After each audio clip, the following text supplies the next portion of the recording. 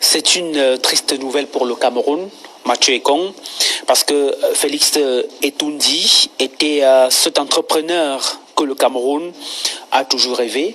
C'était cet entrepreneur qui a révolutionné le secteur des transports dans notre pays, partir de Clando pour devenir un investisseur, pour devenir un incontournable dans le transport interurbain. J'allais même dire le maître de ce transport au Cameroun, et le perdre de cette façon, ça fait mal, Mathieu Ekong. Pour un homme qui investissait pratiquement 1 milliard de francs CFA par an pour des bénéfices de 3 milliards dans le secteur du transport. Vous le savez très bien, il était PDG de Finex Voyage.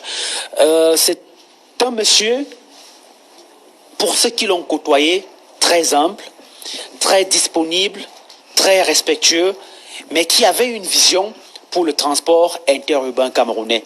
Lui, il voulait justement apporter de l'innovation. Et je crois que lorsqu'on regarde l'investissement que ce monsieur a mis dans le secteur des transports, je crois que ça a amené les autres à suivre le pas.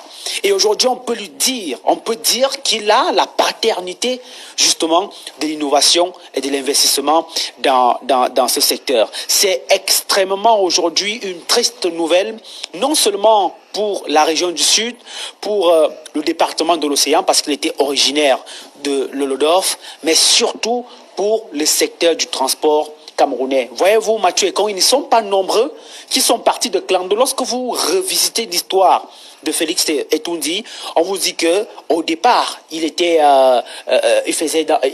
Clando. C'est-à-dire, il travaillait pour quelqu'un. Progressivement, il a fait des économies. Il a pu s'acheter un petit taxi. Après, il a pu s'acheter un bus.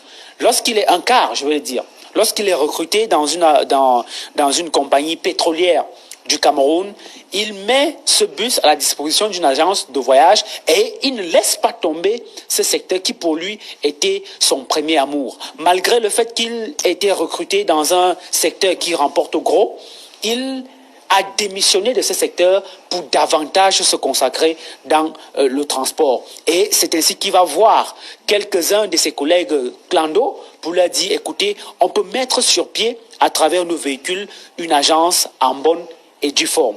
Et c'est de là qu'est né Finex.